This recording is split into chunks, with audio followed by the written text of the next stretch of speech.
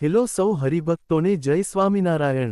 2022ના અંતે અને 2023ના શરૂઆતના વર્ષે ન ભૂતો ન ભવિષ્યતિ એવો સમગ્ર વિશ્વમાં ક્યારેય આવો મહોત્સવ ન થયો હોય એવો અમદાવાદ ખાતે પ્રમુખ સ્વામી મહારાજ શતાબ્દી મહોત્સવ ઉજવાયો, જેના પડઘા અને યાદો હજી પણ સૌ કોઈને આવી રહી છે। જ્યારે પણ કોઈ સંપ્રદાય કે સંસ્થાને ઉત્સવ કરવા હોય તો પહેલા જ કહે છે કે આપણે પ્રમુખ સ્વામી મહારાજનો શતાબ્દી મહોત્સવ હતો એવું કંઈક કરીએ। એટલે આ શતાબ્દી મહોત્સવ એક અરીસો કે આઇકોનિક ઉત્સવ બની ગયો છે। આ મહોત્સવ જોઈને મોટા મોટા નેતાઓ, ધર્મગુરુઓ, મોટી કંપનીઓના માલિકો, માંધાતાઓથી લઈને તમામ એક્સપર્ટોને વિચારમાં મૂકી દીધા હતા। મેનેજમેન્ટના સૌ વિદ્યાર્થીઓ માટે આ સક્સેસ સ્ટોરી પ્રોજેક્ટ તરીકે લઈને સમજવા જેવી છે।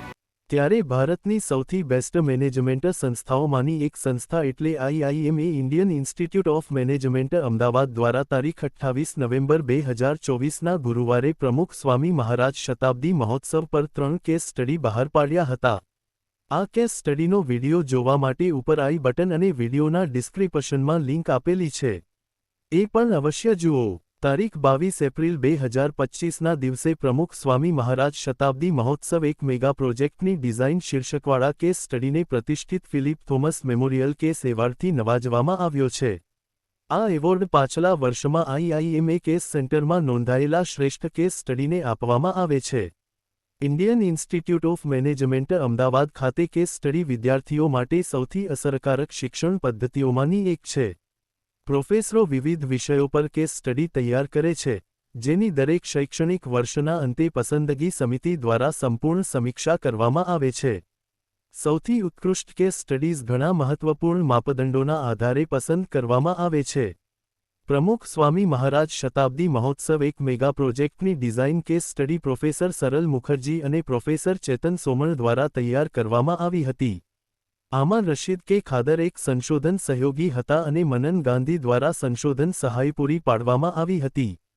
બોચાસણવાસી અક્ષર પુરુષોત્તમ સ્વામિનારાયણ સંસ્થા દ્વારા પ્રમુખ સ્વામી મહારાજની શતાબ્દી મહોત્સવની ઉજવણીનું ભવ્ય આયોજન કરવામાં આવ્યું હતું।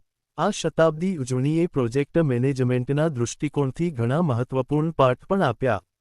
આ કાર્યક્રમમાં 1,21,00,000થી વધુ લોકોએ ભાગ લીધો હતો, જે તેના વ્યાપક અને સફળ અમલીકરણનો પુરાવો છે।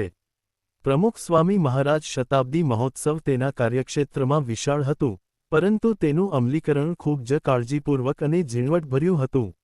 આટલા મોટા કાર્યક્રમને સરળતાથી ચલાવવામાં ટેકનોલોજીએ ખૂબ જ મહત્વપૂર્ણ ભૂમિકા ભજવી હતી અને સારી ડિઝાઇને પણ આમાં ઘણી મદદ કરી।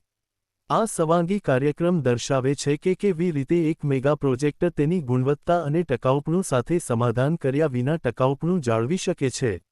BAPSની કાર્યશૈલી સતત પ્રયોગ અને શીખવાની વૃત્તિને પ્રતિબિંબિત કરે છે।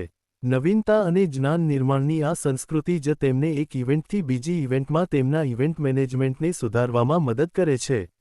પ્રમુખ સ્વામી મહારાજ શતાબ્દી મહોત્સવ કેસ સ્ટડી માત્ર એક મેગા પ્રોજેક્ટના સફળ સંચાલનનું ઉદાહરણ રજૂ કરે છે એટલું જ નહીં, પરંતુ ટેકનોલોજી, કરકસરભર્યો અભિગમ અને સતત શિક્ષણ કેવી રીતે કોઈ ઘટનાને ઐતિહાસિક બનાવી શકે છે તે પણ દર્શાવે છે।